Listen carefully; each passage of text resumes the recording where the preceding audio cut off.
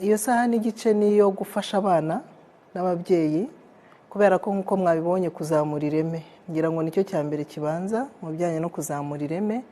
Impamvu tuvuga kuzamura ireme ni uko ubushakashatsi bwabigaragaje. Buriya twarashakishije dusanga ari mu karere dutuyemo.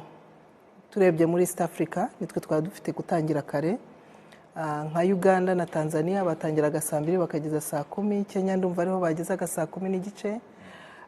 Yewe twarenze n'imbibi hatwegereye tujya no mu bihugu bya Aziya kubera ko buriya nibo tuzi ko bakora cyane, dusanga nabo bakora amasaha make kuri ayo, ariko noneho twibaza impamvu. Niyo mpamvu twagiye kureba ubushakashatsi bwakozwe dusanga abana batangira amashuri atari kare cyane mu gitondo hagira ikiyongeraho no mu bijyanye n'ubumenyi bwabo mu ishuri. Ariko noneho tuza kubona n'ikindi, buriya hari amasaha agenwe abana bagomba gusinzira. Yenda mbahaye nk'urugero, abana bari hagati y'imyaka munsi y'imyaka 12 baba bagomba gusinzira hagati y'amasaha 9 na 11, ab'ingimbi ni hagati y'amasaha 8 n'10.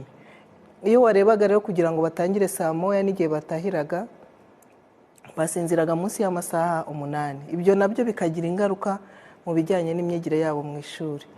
Ariko cyane cyane hariho no kuzinduka cyane bikabije, uretse no ku buzima bwabo. Muzi ko abana iyo amashuri yatangiye bahora barwaye kubera kubyuka igicuku, ariko noneho no kuburana n'ababyeyi babo.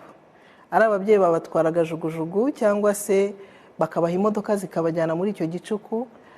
Iyi saha n'igice yiyongereyeho, ndetse ku babyeyi bafite n'imirimo bona amasaha 2 ubwo yiyongeyeho, birabaho umwanya wo kwita ku bana ndetse no kubageza ku mashuri ababasha kubagezayo. Ibyo nibyo byashingiyeho kugira ngo tugene aya masaha yo gutangira saa 2 n'igice za mu gitondo.